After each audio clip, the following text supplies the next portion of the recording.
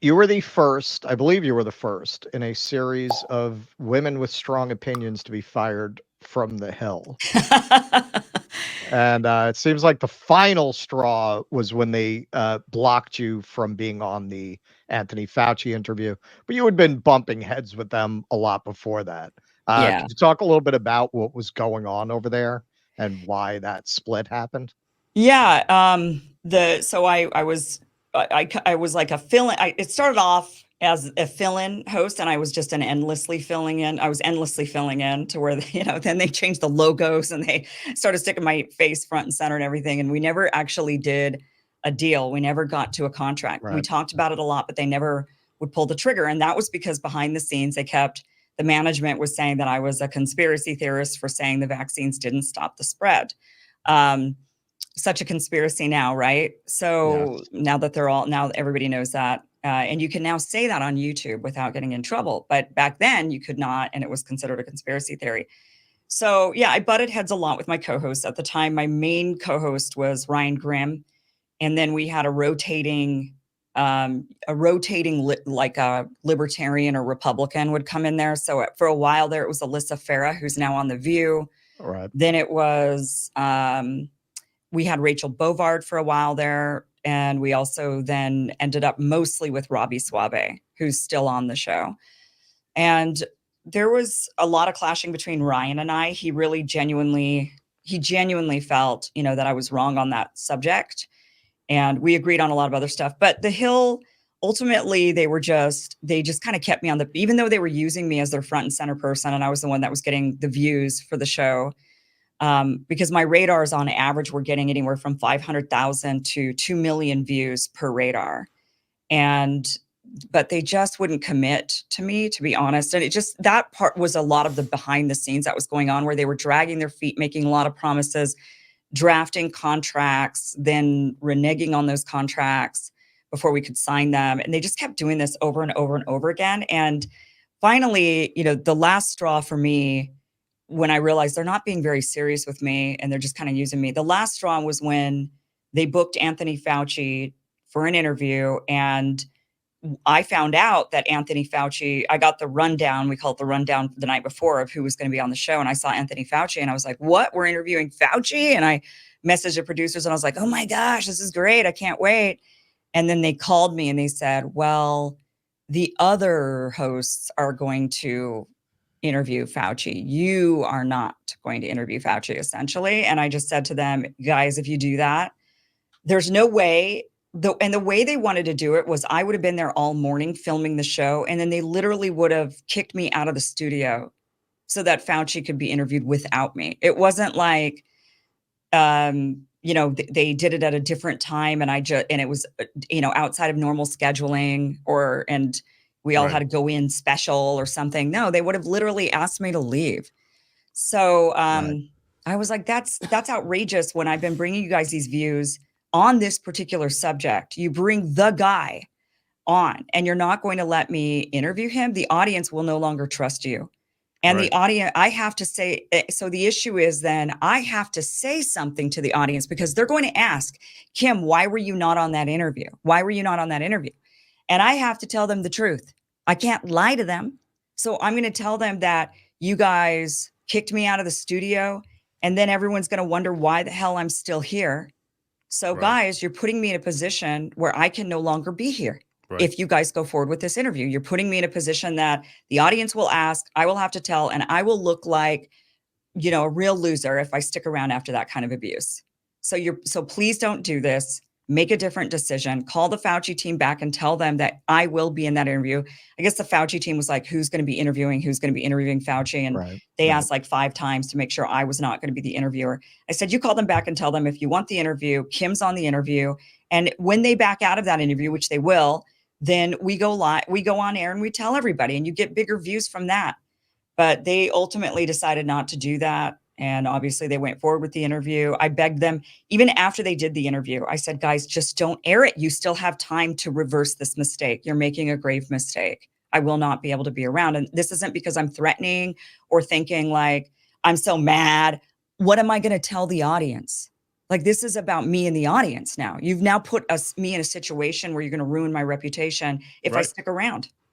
Do you think they thought you might quit over that? I think they did. And do you think that they maybe felt that that was one bonus of doing it that way? Is No. that they could get rid of you without firing you, that you would quit?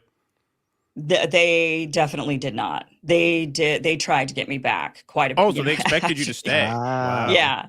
Yeah. They thought I would just take it. I think they it's amazing. It's amazing that they thought that, that I would give up my integrity and stick around for it, that I would, but I don't blame them for thinking that. So many do, so many do. So, I mean, Kyle got boxed out of the crystal ball interview with Bernie, and they ended up getting married. So maybe they figure, hey, this isn't a deal breaker. Like maybe she can bounce back from this and we can get along. Yeah, exactly. So I think they were genuinely shocked. I gave them one last alternative. I said, when they tried to get me back after they aired it, and I said, I hate to do this because I don't want to be this person, but the only way I could stay and save face with the audience after this is if you fire whoever made the decision to kick me off of that interview. And then I could at least go to the audience and say, the person who made this bad decision is no longer here. I mean, that's the only option. But, I don't want to ask for somebody to be fired, but that's literally, you guys kept, kicking this and you kept pushing this and making the situation worse and worse and worse and worse. And now we're at this situation where whoever really did make this bad decision should not be here. And that was unfortunately a very good friend of mine. And I knew that at the time, but that was the situation. It was so stupid. I mean, the whole thing was stupid. It was a big mistake. They knew it was a mistake. They brought me back in a year later even. I mean, they kept asking me to come back. Even a year later, they were like, would you consider coming back? And I was like, I don't know. I don't think so. I'm busy now. I've got my show with Rumble that I'm doing full time. It's a lot of work. I don't think I could add this in. And, because they did eventually let go of all the people. So that's when they were asking me to come back. Right. Well, it doesn't seem like they learned anything, though, because they kept doing it. Then they fired Katie. Yeah. And they just fired Brianna. And to your point, with that series of firings, they've so completely lost the trust of the audience. Nobody watches them anymore. Yeah, right. Yeah, they definitely, I mean, for a mainstream media outlet, they are still better. And I also got in there during this weird year where there was like no adults in the room. They had gone through a transition where they sold the company about a month after I'd started filling in.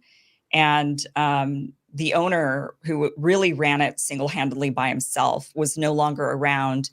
And he said, I don't know what they're going to do, but I've sold it now. So I'm taking my money and running. And then when they sold it off to Nexstar took a year before they really paid any attention to Rising. They were too busy taking over the print, a portion of The Hill and integrating them and trying to build out their own cable network station that they put together, which was News Nation. So they were so busy, they literally let us just run Rising on our own. There was literally no manager. So it was just the producers and us. And then 2 weeks earlier is when before the Fauci debacle is when they finally came around with management. And then that is when they got they secured the Fauci interview for Rising. I think it was management that secured that interview. And then they let the producers make the decision on whether or not we would go forward with the interview with me on it. But yeah, it was a really cool year where they really we didn't have any restraints on us because nobody was watching us. Like, I mean, everybody was watching us. A lot of people were watching us, but nobody was, nobody in management was watching over us. Yeah, no supervision. Yeah, we didn't have any supervision. So we really had freedom, like total freedom, just like it was under the older guy who owned it. And then Nexstar came along. But I think Nexstar, they've moved to a slightly, out of mainstream, when you watch News Nation, they're definitely more open to differing viewpoints and discussions than other mainstream outlets. Like Chris Cuomo, I hate to ever give that guy praise, but there at the DNC convention, I don't know if you saw that clip where he's standing there and he's like, this isn't for you. Look at all of these boxes up here. They paid all this money and they're literally looking down on you here. Like, that's the type of stuff that News Nation is putting. So, as a company, it's a good one, as far as like a mainstream outlet goes, a mainstream corporation. I think they're all going to have to learn, though, that that's the path forward if they want to stay alive. All right. Well, before we wrap this segment for the clip, I'll just say that the vaccine does not stop the spread, but it does slow it down and helps prevent serious illness and death. All right. Now that word from our sponsors has been read, we don't get paid. Pfizer should really pay us for ad reads. If we have to say what they tell us, then we should really get some money for that. It's really very unfair. Very, very unfair. Please clap.